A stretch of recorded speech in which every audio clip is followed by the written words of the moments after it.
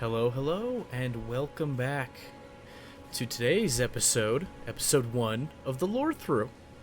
We have a lot for today, and I'm excited to get started, so let's get to it. Last time, as a refresher, we made our way up from the first step to the Church of Ella, all the way over from the Chapel of Anticipation, which if we were to roam all the way over here, we can see over in the distance where we dealt with the grafted scion and talked a whole lot about the starting classes. Hopefully, in the episodes to come, we'll be able to revisit some of those classes as their gear is referenced once again. And so we're just going to follow this path up ahead here. And I have taken the time to lay out a roadmap of things to visit in order to keep this episode as clean as possible. Session 0 happened to run a little long for my taste. It was a little over 80 minutes, and I hope to keep all future episodes in the ballpark of 30 minutes, give or take, and I'll try to, of course, cut the episodes to make sure I don't leave any thoughts unfinished when talking about concepts and things in the game.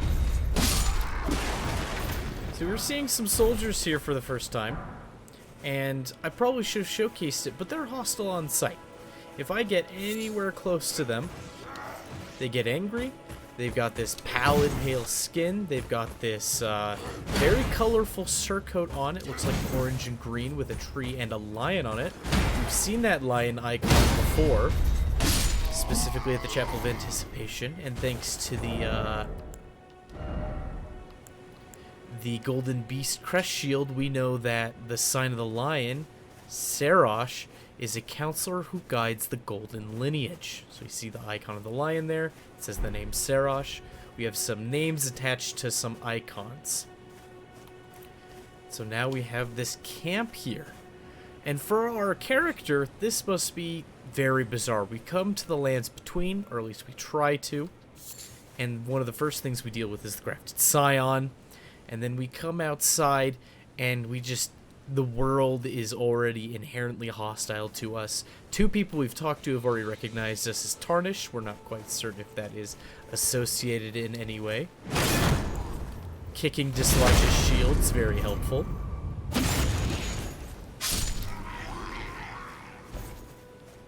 And we are going to walk around the edge of this place as we are trying to learn the lands between. There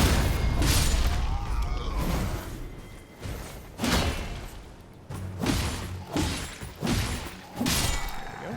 Oh, we got a brass shield. And so we've seen these men wielding tower shields, spears, swords, I believe even a war pick like ours.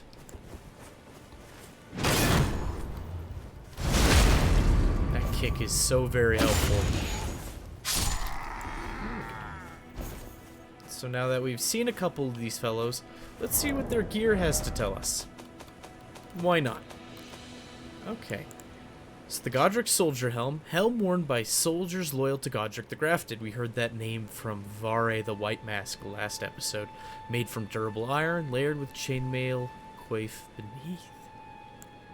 And I'm curious to know.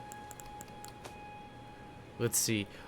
Arm worn by soldiers loyal to Godric the Grafted. The surcoat depicts the distant Erd Tree and the Beast Regent, an emblem of the golden lineage. Okay, so if we take the time and slap this on really fast just to see what that looks like up close. Yeah, so that is fairly similar to the tree icons that we've seen in the past. So I suppose that if we see tree iconography, we can be pretty well assured that it's the Erd Tree, at least if it's gold like this and on this surcoat, to say the very least. As for weapons, we found a brass shield. On the larger side for a medium-sized shield, the face has been covered in brass, commonly employed in the shattering. Okay. So the Shattering was an event we heard about in the opening cutscene. We also saw the Lorethrough shield. Wooden tower shield, lightweight for a great shield and easy to handle, commonly used in the Shattering. Great shields boast high damage negation and guard capacity, making enemy attacks easy to repel. And I believe we also got beforehand for this episode the Lorethrough's straight sword. Though blackened and damaged by years of use, it appears to have otherwise been kept in serviceable condition, despite the soldiers having since lost their minds. And what else was there? There was a spear. The partisan, in addition to its thrusting attacks, its highly versatile weapon can be, this highly versatile weapon can be swung to sweep through foes. And then, of course, our very own war pick that we are wielding currently. Battle hammer with a hard protruding beak.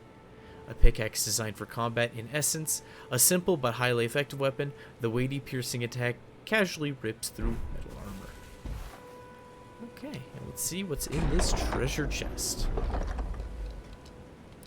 And we find a Lorethrough's greatsword. It seems interesting to me that a whole greatsword is the only thing being carried by such a massive carriage like this. It's very ornate. I'm not sure what these corners are, if they're supposed to depict something, but everything's engraved, carved, etched. It's very ornate, to say the least. Even candles. Lit candles. How cute. Quaint. Let's take a look at that. Alright. Though blackened and damaged by use, it looks like it has the same or a very similar description to the Lorethrough's straight sword. It's a greatsword version. What's notable about those two weapons is that they both feature a higher than average critical rating. A critical hit being any time I have an animation I'm locked into where I'm either smacking the front of an enemy or a back of an enemy, either because I parried their attack, or I got a backstab, or I broke their posture and had an animation attack on their front. Like that. I could have capitalized on that. Oh, and a smoldering butterfly. Let's deal with this fellow first.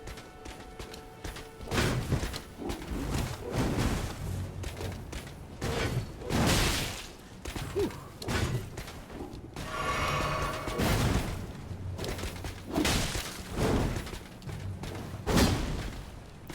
Alright.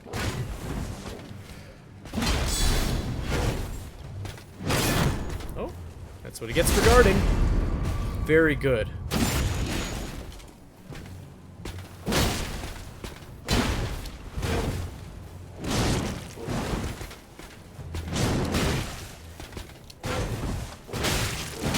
Whew.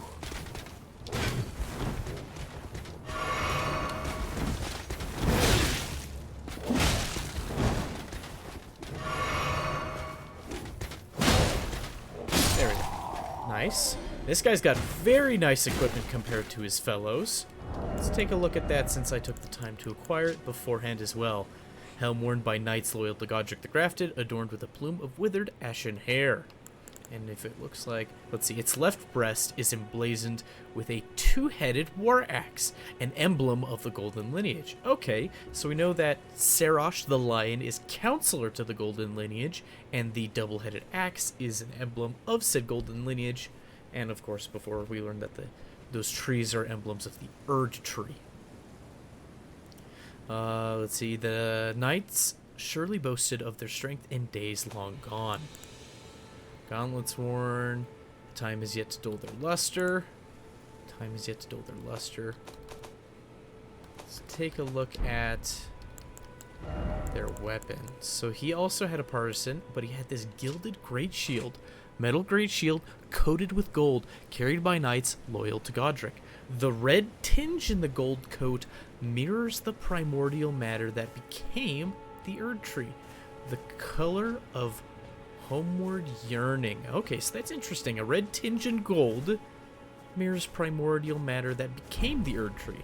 So this is our very first reference to anything before the Erd tree. We now understand that it is not a timeless entity like a world tree from some mythology, I mean, it still seems like that, but perhaps there was an era before it. And this is what I was talking about before, this critical hit animation. Take out this last guy. He didn't fall for it.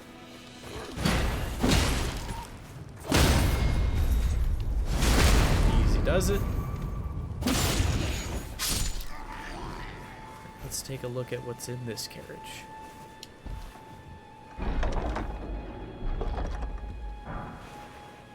Alright, flail. Take a look at the flail. Weapon consisting of a bludgeoning head attached to a handle by a chain. The iron ball is spiked and indicates bloodlight, and induces blood loss, sorry. Blows from this weapon cannot be parried. The charge attack whirls from the iron ball around for increased force before striking.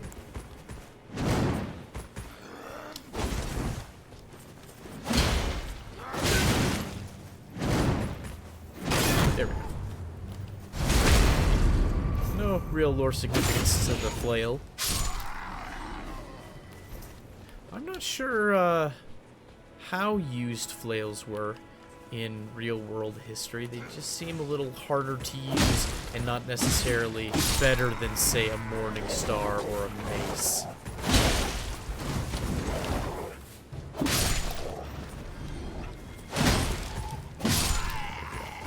I could be wrong. There could be a culture that maybe makes use of it, or maybe it was for something a little more showy, ceremonial, perhaps. This guy just going nuts with that torch there. Another set of gauntlets. And vanquishing groups of enemies gives us some health. Okay, so we found a couple craftables. I wanted to utter a correction. I believe last time I read that this Erdly flower said to be fed by leaves that fell from the Erd tree in days of antiquity. I may have said iniquity last time, so that's on me. Around the camp, around braziers of fire, we found these smoldering butterflies, an eternally burning butterfly found near wildfires and elsewhere. Material used for crafting items, serves as the kindling for a number of items. So if we were to look in our crafting specifically, we could turn those cracked pots we got last time into a fire pot, a consumable, well, we don't actually eat it, but a usable item that we can throw as kind of a little firebomb. And every time we use one, we get the cracked pots back, and we can craft more of them so long as we have the regens required. And in the cellar, we have our first Ash of War, which is the special ability on a weapon, like how I've been able to kick because I have the War Pick. And we get the Whetstone Knife, so let's take a look at those. Whetstone Knife. Whetstone with a cipher inscription made to look like a small knife blade. Allows the use of Ashes of War at a site of grace to bestow new battle arts and affinities to armaments as skills. The battle arts and affinities will depend on the Ashes of War used. Okay. And Storm Stomp, one of the skills that channel the Tempest of Storm Veil. Stomp hard on the ground to kick up a momentary storm. So Storm Veil. That's a name that we'll keep in mind for later. Okay, I believe that's it for this camp. Now we are good to touch this site of grace up here. Yeah. So just that. So I find it kind of interesting that the ruins here are made up of these, I don't know if you call them cobblestones or just mismatched stones put together, probably with some sort of mortar. Very haphazardly placed, it seems like. And then just up the hill, very nice brickwork. Everything's slotted together very neatly, obviously carved, each brick or whatever from whatever quarry they may have been pulled from.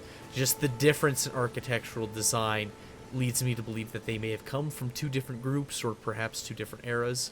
I couldn't tell you which is what yet, but just an interesting little detail to keep our eye out on are those little differences in architecture. They will be great clues later on. Let's go ahead and rest hand this side of Grace.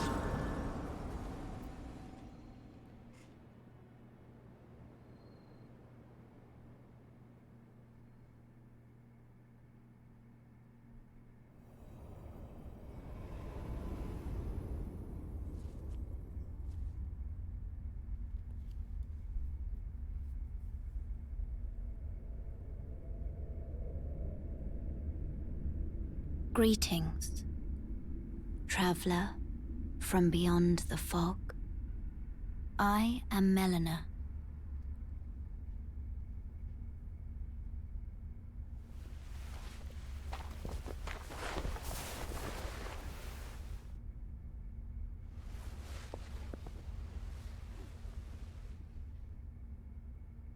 Very peculiar mark over her eye. I offer you an accord. Golden eye. For her open eye, I should say. Have you heard of the Finger Maidens?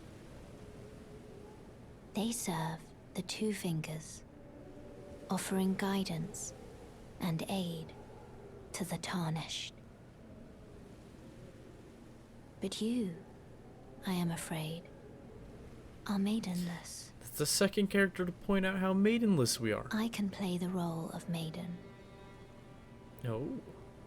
Turning runes into strength to aid you in your search for the Elden Ring.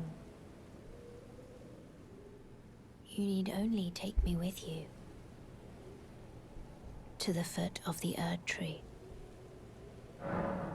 Alright, so she is offering to act for us the role of a finger maiden, which apparently can turn runes we've been collecting in the lands between into strength. But she requests in return all we do is take her to the foot of the Erd Tree. Now, given we were told by Vare earlier that we were more or less doomed to die in obscurity, more or less, this seems like a net gain for us. We're probably needing to go to the Erd Tree anyways, given the guidance of Grace has been pointing us in that general direction. And it would be a wonderful sight to see for our own eyes. And if we want to survive in the lands between, it sounds good that we get stronger in whatever capacity we can, so we will accept. Then it's settled. Summon me by grace to turn runes into strength. Ah, another matter. I bequeath to you this ring. The spectral steed whistle. We'll take a look at that in a moment.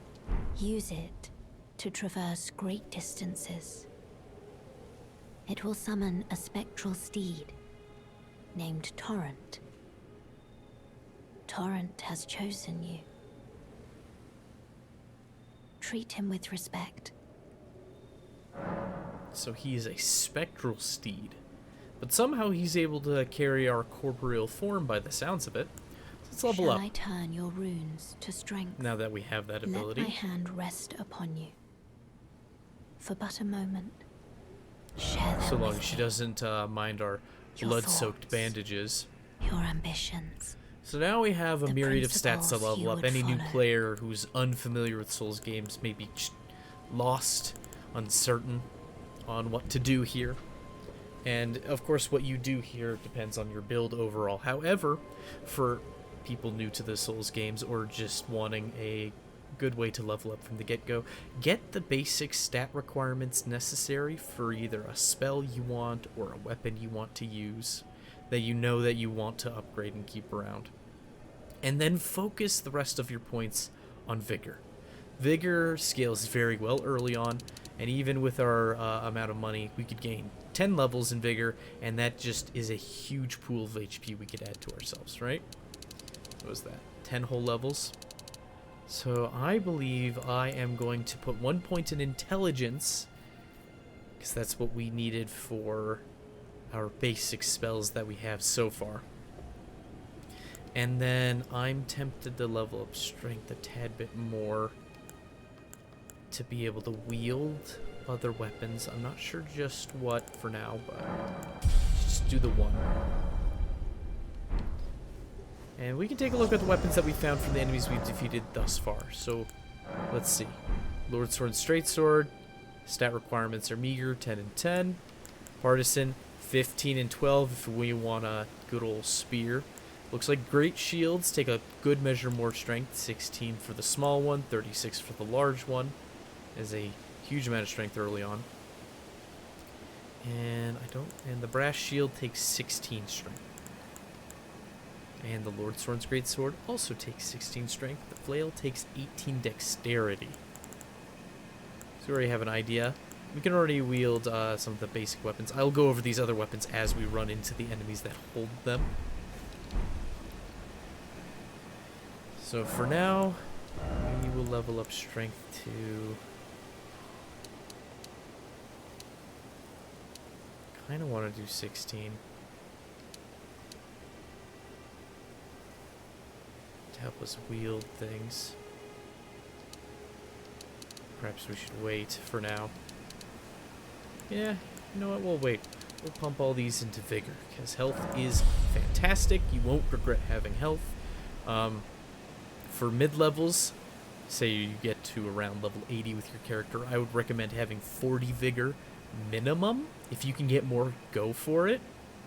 And then by the time you're hitting level, I would say somewhere between 110, 125. Anywhere between where people tend to stop leveling their character because they've hit the end of the game, or they're participating in PvP with other players, hanging around the same level brackets that other players tend to be in. Then you want 60 vigor as soon as you can within reason. No matter the build, I would say. There's some instances where you could probably get away with 55 vigor, but I would go with 60 in most cases, just because health equals mistakes. The more mistakes you're allowed to make, the easier time you will have traversing the lands between and having success. So, and our health bar looks a good bit bigger now, which is a fantastic sign. And it set it to nighttime, actually, during our cutscene speaking with Melina there.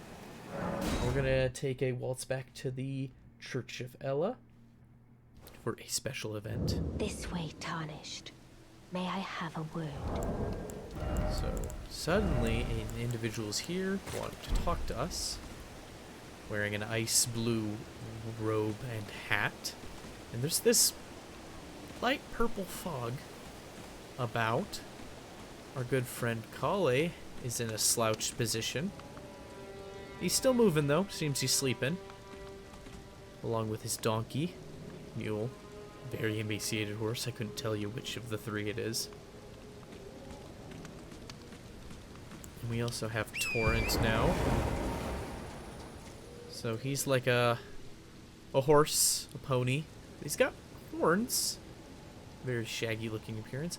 Comes with some bags. And it seems that he chose us. He's a spectral steed, capable of double jumping. And we have this whistle to bring him to us. I think it's interesting, that animation there. It looks like I hold my finger up to my mouth and blow, which makes me wonder if perhaps the little gap in the icon is supposed to simulate those people who can put, you know, almost pinched fingers in front of their mouth and whistle. Now let's see. A delicate gold work ring can be used as a finger whistle. Sound the whistle to summon and ride Torrent, the spectral steed. Upon his death, the spectral steed can be summoned again, but doing so drains the flask of crimson tears. Okay. And let's speak to this lady over here who wishes to have a word with us. A pleasure to meet thee, Tarnished. I am the witch Renna. I'd heard tell of a Tarnished hurtling about atop a spectral steed, and upon looking into the matter, the talk, I surmise, is of thee. Perhaps we were not meant to show up at the Church of Ella so early that she's already heard rumor of us. Or perhaps it was Melina that she heard rumor of, given she was riding Torrent when she discovered us in that crypt earlier. Ah, as I had hoped. I was entrusted this for thee, by Torrent's former master. Spirit Calling Bell and Lone Wolf Ashes. 'Tis a bell for calling forth spirits.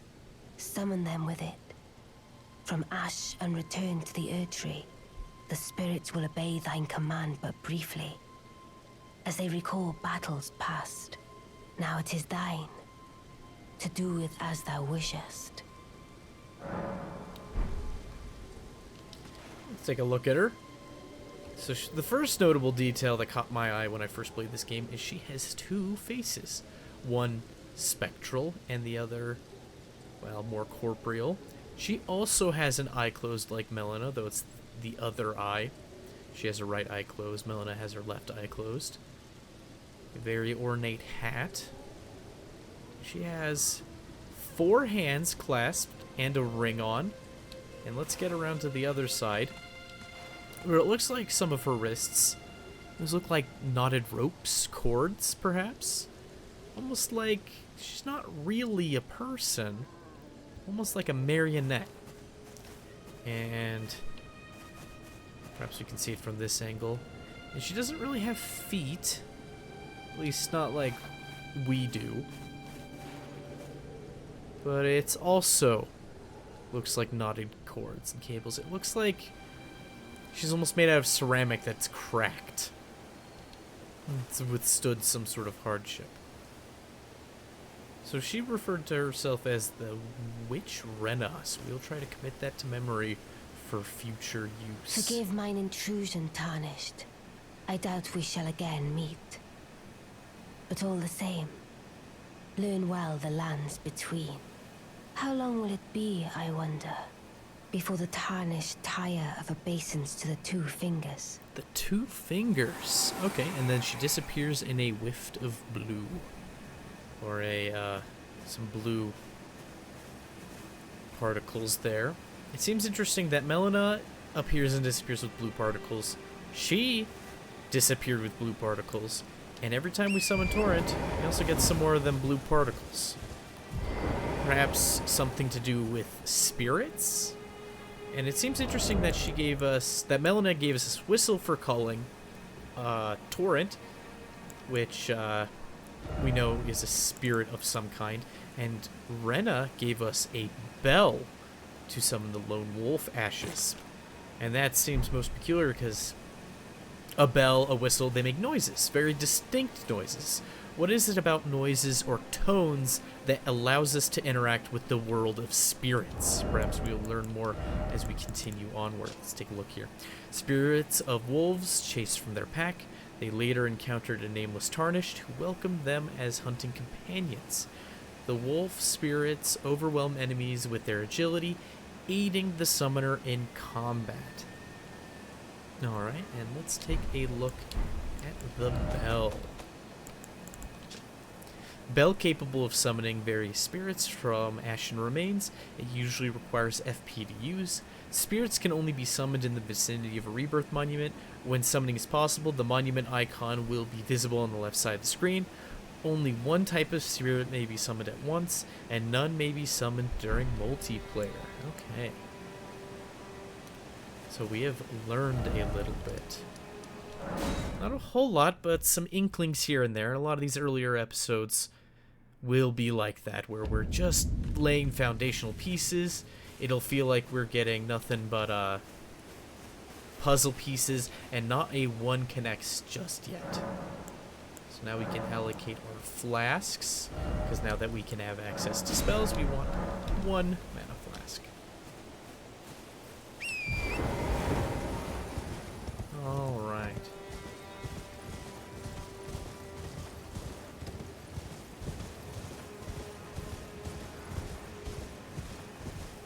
Come down here and get the next grace.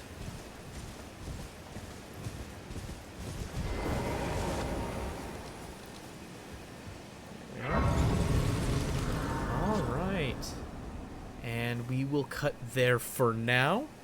And we will resume shortly. Thank you for joining me on this adventure. I kept it under 30 minutes, and we hope to do so more so in the future. Goodbye, and have yourself a wonderful day.